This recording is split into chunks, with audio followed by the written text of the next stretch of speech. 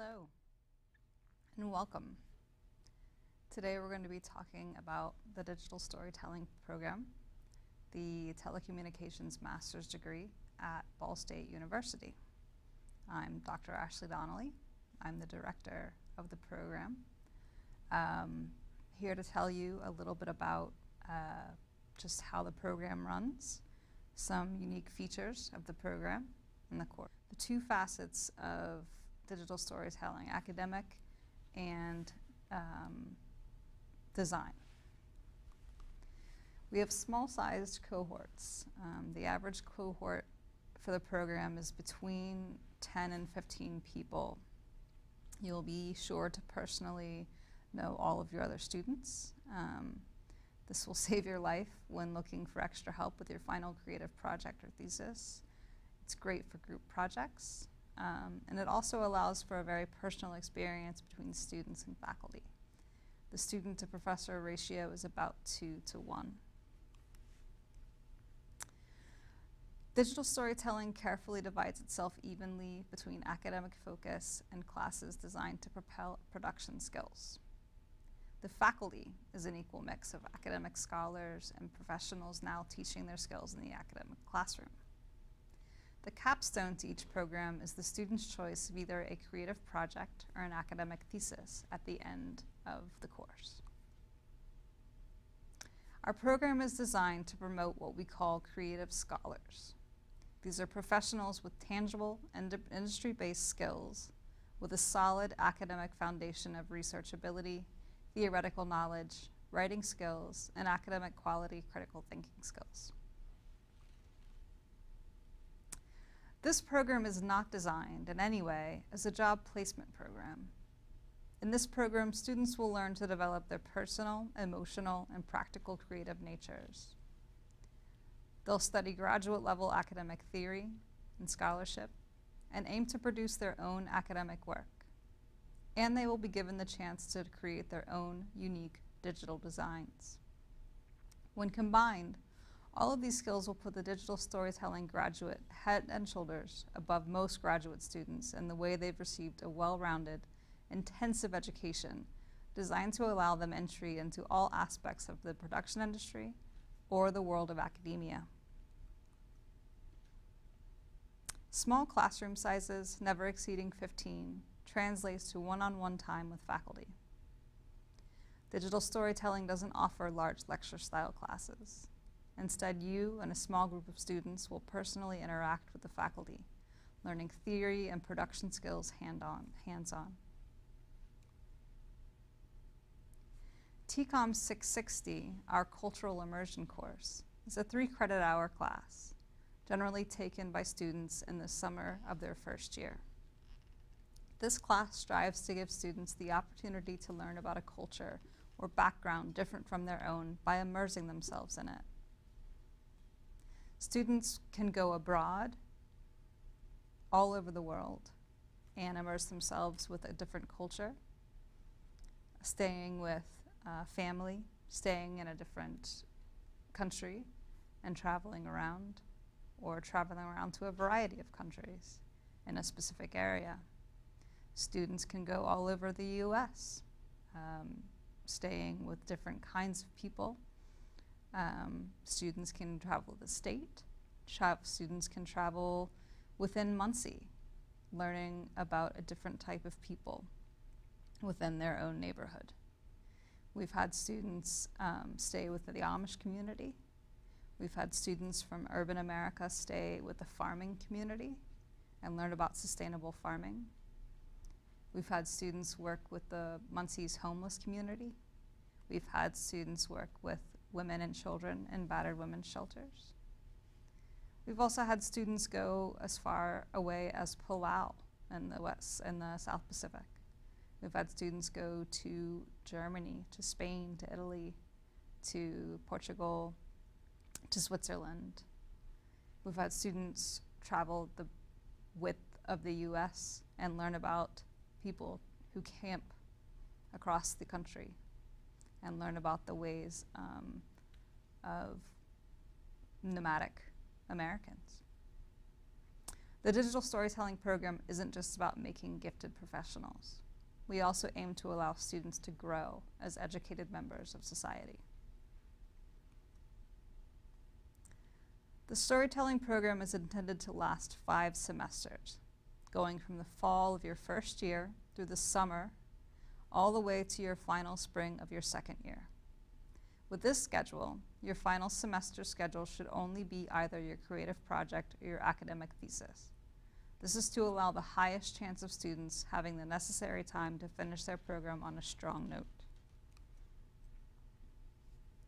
The Telecommunications Department has multiple openings for research and graduate assistantships.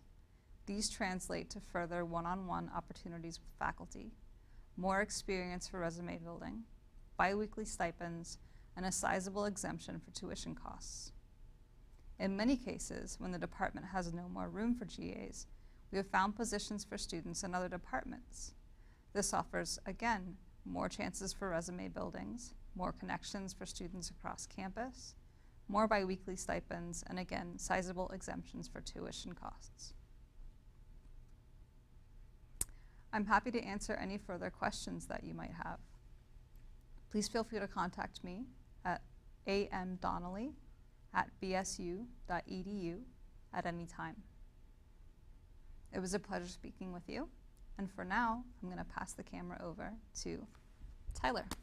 Thanks, Ashley. It's a pleasure to be here. And Ball State's graduate program with digital storytelling is, in a way, as Ashley said, a blend of academics as well as people pursuing career options within the industry. And I like to consider myself as a bit of a unique story. I came from Ball State as an undergrad, so I graduated from telecommunications within the digital sports production track. And as I started to feel around for jobs, it was brought to my attention the opportunity to attend grad school and couple with that in a grad assistantship.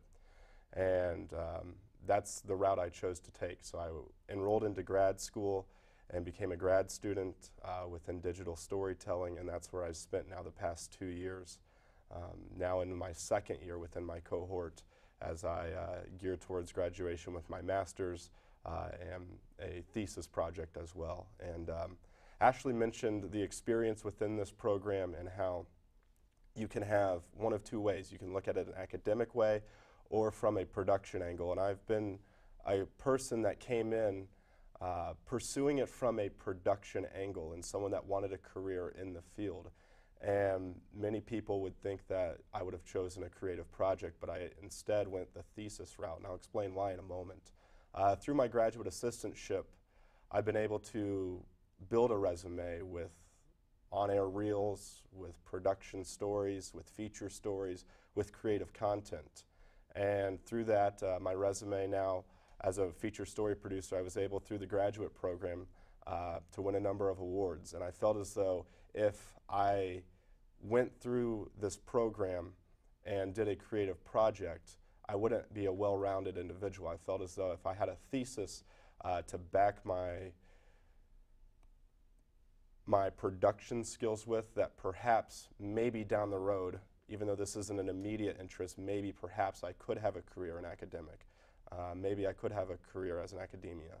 And that is the route I decided to take. I decided to pursue this as an option to do some academic research within a thesis and to couple what I've already learned within the classroom and in the field as well. And graduate school has opened my eyes in a number of different ways, and I'll quickly share this story. I'm a sports broadcaster, so I travel with sports teams across much of the Midwest and all across the country. And the way I've taken my graduate education and applied it immediately to what I'm doing is, within graduate school we talk all the time about academic research, qualitative versus quantitative. Quantitative is numbers and extractions of numbers, while qualitative is speaking and getting responses from focus groups. And as a sports broadcaster, I take much of my time preparing for games, preparing for shows, preparing to produce a feature story. And most of the time in that preparation, you're looking at one of those 2, quantitative or qualitative. Let's take the sports example, stats versus quotes from a coach. And I've learned throughout graduate school that an appropriate study takes qualitative and quantitative research to blend together. And that, in a way, helped me in the field and what I'm doing immediately within sports broadcasting in terms of the preparation. And that's just one example as to how I've become more of a well-rounded individual. I also, for my 660, took a trip to Madrid, Spain, immersing myself in the Spanish culture. I lived with a family over there for an entire month during the summer, writing blogs about my experience and immersing myself into a culture that I had never been a part of before and never been exposed to. So that's been my experience within the graduate school as somebody that came in pursuing production, pursuing a career in the field and hoping to advance my career, but instead decided that, well, I needed to do that. I was afforded the chance to do that with my graduate assistantship. I also, in a way, wanted to pursue the academic route. So now I'm deep as a second-year student, deep into my thesis, writing away into a quantitative analysis of the perception of fans and how it relates to a female play-by-play broadcaster among NFL fans. So that's been my story. Annie, I'm sure your story is far different from where you come from. Yes. And where you hope to go as well. Thank you, Taylor. Yes, indeed. I think my background is very different from yours. I think it's interesting to compare and contrast the kind of profiles that you can have in a cohort for three reasons. First of all, I have worked before joining the program, so I will talk about it a bit later. Second, I'm an international student, as you can hear, with my French thick accent.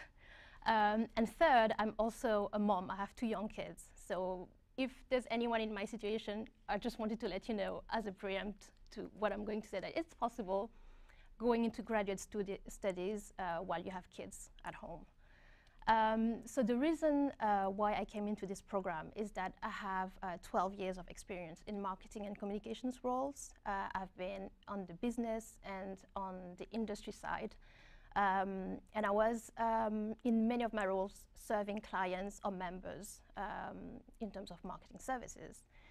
I've been doing that for a long time, loved it, but after some time, I saw in the conversations that we had about marketing communications that content and storytelling was growing in importance, because today, in a kind of media saturated, in a media environment saturated with content, what really matters is quality content. And the type of people who can deliver that today, agency side or at the client side, are very hard to find, actually. So I came into this program because I was interested to learn more about how do you create content in an effective way.